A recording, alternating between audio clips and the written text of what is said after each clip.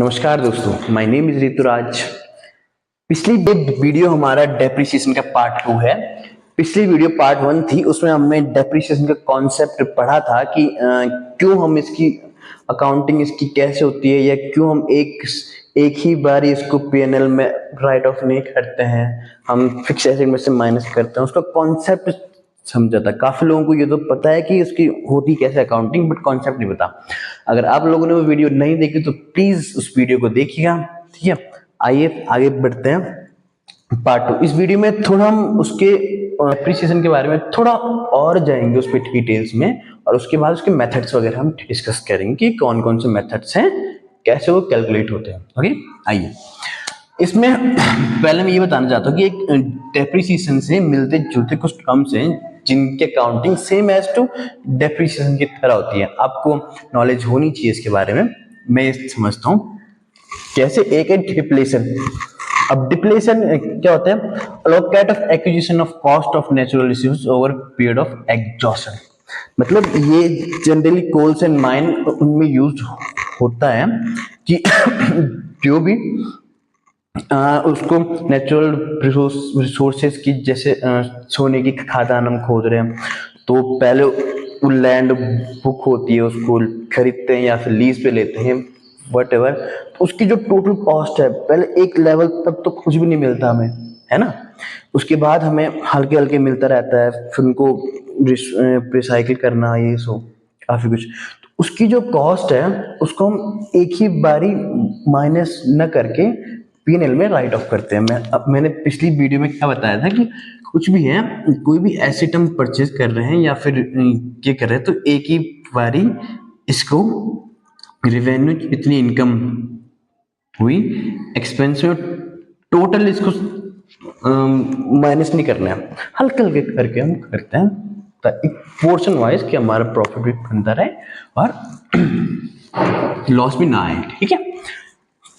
वही इसमें तो उसका खर्चा हम वहां करते हैं, मीन्स इतना समझ लो।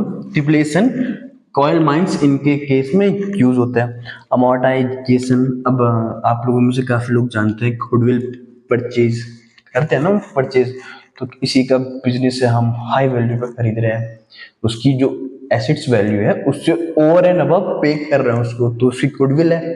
अब उसको हम एक ही बारी राइट ऑफ नहीं करते हैं क्योंकि वो हाई अमाउंट रहती है। आपने देखा होगा किसी की दुकान एक ऐसी प्लेस में रहती है कि उसकी सामान की वैल्यू नहीं है, कोई प्रोसेस, उसकी दुकान ऐसी जगह पर रहती है सामान की वैल्यू नहीं है, उसकी जगह की वैल्यू है, ठीक है। उसने जो गुडविल बना रखी है अपनी, उसकी वैल्यू है। तो उसको हम परचेज करते हैं, पेटेंट्स परचेज करते हैं, इनको भी सेम स्मॉल स्मॉल अमाउंट में राइट ऑफ करते हैं पीएनएल में, ठीक है।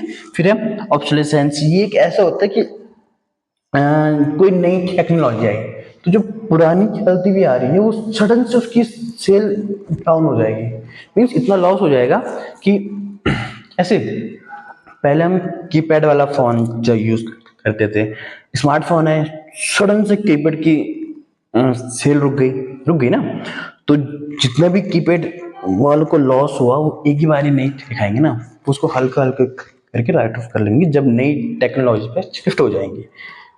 शिफ्ट हो रहे हैं वहां कर रहे हैं, अंडरस्टैंड। इसी का एक चौथा आता है डिलैपिडेशन। ये भी लीज आउट प्रॉपर्टी के लिए यूज होता है कि damage done in building and other assets. कुछ डैमेज हो जाता है तो कुछ हायर से डैमेज हो जाता है, तो उसको हम सेम ना करके हल्का हल्का वो करते हैं, ठीक है। फिर आता है लास्ट, ये तो एप्रिसिएशन, ये हमने पढ़ा ही है, इसके बारे में तो हम डिटेल स्टडी करिए, ठीक है। अच्छा, अब लगे हाथ इसकी थोड़ा कैरेक्टरिस्टिक भी पढ़ लेते हैं।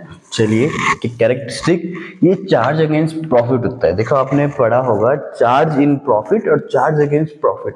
पार्टनरशिप अकाउंट आप लोगों में से अगर पढ़ा हो किसी ने, उसमें क्या होता है कि देखो काफी अगर कोई पार्टनरशिप फर्म है, काफी खर्चे ऐसे होते हैं कि अगर प्रॉफिट हुआ तो उनको पे करेंगे, लाइक इंटरेस्ट ऑन कैपिटल, भाई ओनर्स का है ना, तो प्रॉफिट हुआ तो उनको पे करेंगे, लॉस हुआ तो नहीं करेंगे। बट ये एक ऐसा खर्चा है जो प्रॉफिट हुआ चाहे नहीं हुआ, चार्ज अगेंस्ट प्रॉफिट, ये पे करना ही पड़ेगा।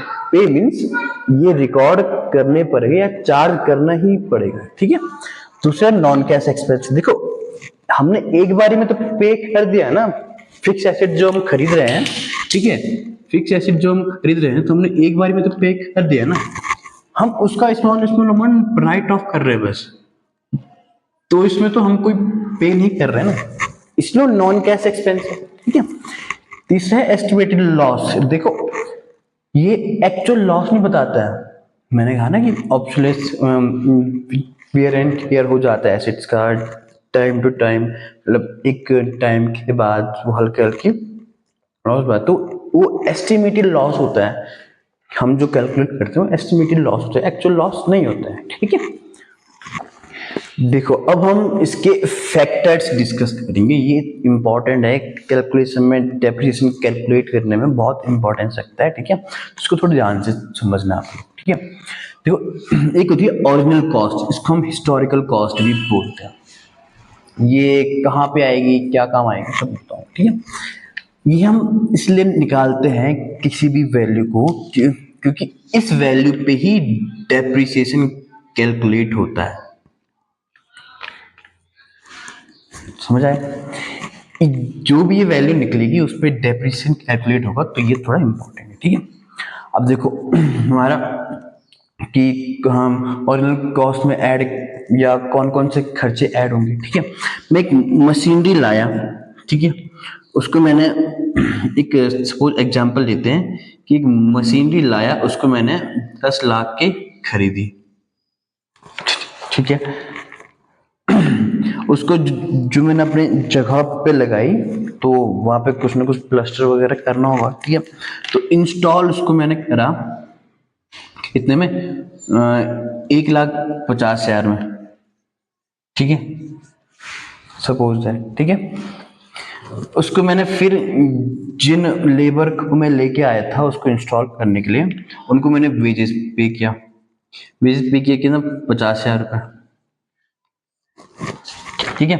अब ओरिजिनल कॉस्ट क्या होगी मशीन की, देखो हमारे एक अकाउंटिंग स्टैंडर्ड है बोरिंग कॉस्ट AS 16, ठीक है, ये बोरिंग कॉस्ट के बारे में बताता है, इसमें क्या लिखा हुआ कि उसकी जो कॉस्ट होती है ना, उस कॉस्ट में यूज तक, देखो एक लिमिट होते हैं, मैं मशीनरी लाया, उस पर खर्चा करा, जो भी करा उसको इंस्टॉल करा, यहां से मैंने उसका वर्क स्टार्ट कर दिया, ठीक है, तो यहां तक जो भी खर्चा होगा, यहां मैं मशीनरी लाया, यहां तक मैंने उसको इंस्टॉल करा, जो भी खर्चा पे किया, यहां से उसने प्रोडक्शन स्टार्ट कर दिया, तो यहां तक जितना भी खर्चा हुआ उसकी कॉस्ट में ऐड होगा, ये बोलते हैं हमारा AS 16 बोरिंग कॉस्ट का, ठीक है।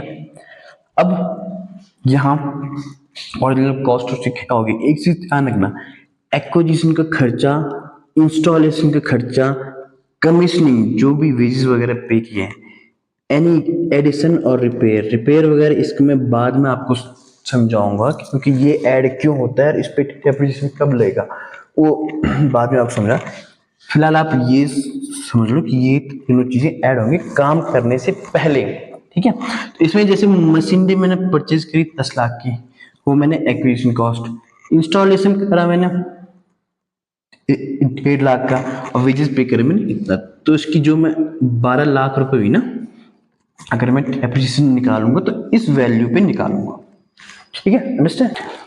अब इसके दूसरे फैक्टर पे आते हैं जो है यूजफुल लाइफ। अब यूजफुल लाइफ क्या होती है कि ये अब तक हम एक्सपेक्ट करते हैं कि ये कितने साल चलेगी, ये मशीनरी या कोई भी एसेट कितने साल तक चलेगा, ठीक है। एक चीज ध्यान रखना इसमें कि जो यूजफुल लाइफ होती है वो ऑलवेज ऑलवेज कम होती है फिजिकल लाइफ से, ऑलवेज।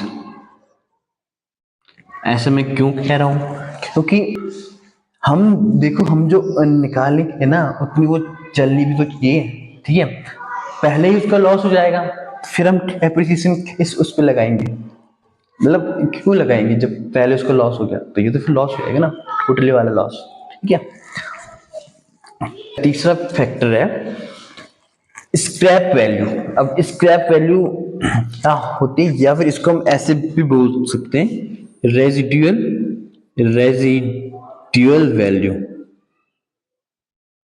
ठीक है, अब रेजिडुअल वैल्यू होती क्या है, देखो जब मशीनरी अपना पीरियड खत्म कर देगी, जब लास्ट में काम करेगी, तो जब लास्ट में होगी तो किसी काम की नहीं रहेगी ना, तो उससे हम क्या करेंगे, हम फेंक देंगे? नहीं। देखो जो एक अच्छा बिजनेसमैन होता है, अब कोई बड़ी मशीनरी है, ठीक है, 10-10 लाख की खरीदी हुई है, कोई मशीनरी है, उस पर लोहा लगा है, बहुत सारा चीज लगा है, प्लास्टिक लगा है, ये लगा है, सिल्वर लगा है, अच्छी सी कोटिंग हुई है, तो जब एट द एंड वो खत्म हो जाएगा, तो उसको भी तो हम अगर लोहे वाले को बेचें या किसी अन्य को बेचें, उसको रिसाइकिल करें, नहीं, उससे भी तो हमको कुछ ना कुछ मिलेगा। तो स्क्रैप वैल्यू होती क्या है कि लास्ट में जब उसका डिस्पोजल हम करेंगे तो उस पर कितना अमाउंट हमें ऑब्टेन होगा, इसको बोलते हैं स्क्रैप वैल्यू। ठीक है, अंडरस्टैंड।